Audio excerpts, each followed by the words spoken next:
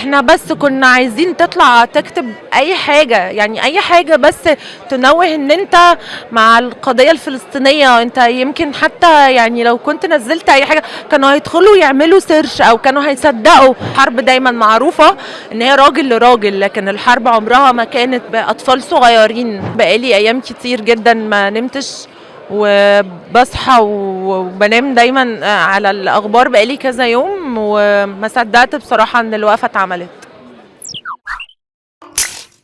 هاجر، برحب بيكي. والنهارده نقابه المهن التمثيليه عامله وقفه احتجاجيه وكل الفنانين موجودين. تقدري تقولي لهم ايه النهارده للقضيه الفلسطينيه؟ احنا بنحاول نعمل اي حاجه تطلع في ايدينا، و يا رب تبقى وقفتنا تعمل اي حاجة، يا رب صوتنا يوصل، يا رب ان احنا حتى بأي كلمة نكتبها على السوشيال ميديا تقدر حتى تغير الرأي الآخر في الدول الأوروبية. ودي حاجة فعلا حصلت، وانا شايفة ان هم ابتدوا يطلعوا ويدافعوا عن القضية، وابتدوا يشوفوا فعلا ان في اطفال كتير بتموت، وان دي مش حرب، وان الاباده الجماعيه اللي بتحصل دي مش حرب. لان الحرب دايما معروفه ان هي راجل لراجل، لكن الحرب عمرها ما كانت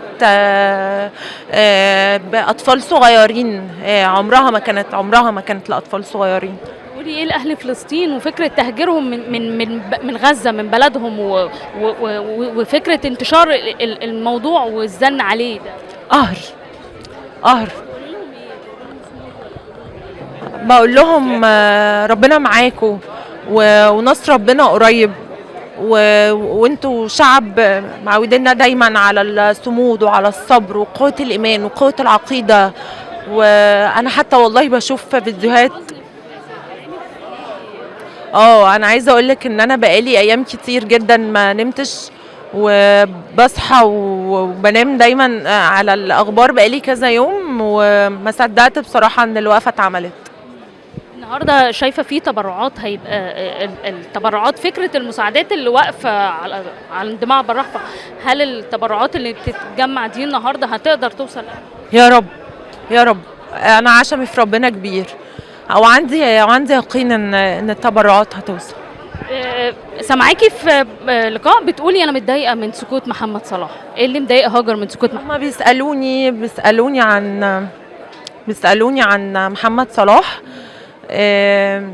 بصي، انا هقول لك على حاجه. هو كل حد وليه ظروفه، بس انا لا، يعني انا بتكلم من وجهه نظري انا كهاجر.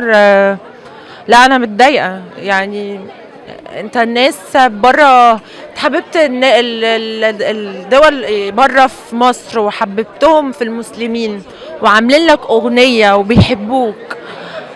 احنا بس كنا عايزين تطلع تكتب اي حاجة، يعني اي حاجة بس تنوه ان انت مع القضية الفلسطينية. انت يمكن حتى يعني لو كنت نزلت اي حاجة كانوا هيدخلوا يعملوا سيرش او كانوا هيصدقوا ان في حاجة. لكن السكوت، انا شايفة ان السكوت مدي نيجاتيف اكتر.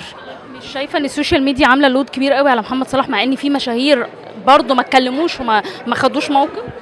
بصي، في مثل كده بيقولك على قد الجلاوة على قد ما بيبقى العتاب. بس. ليك يا هاجر. شكرا.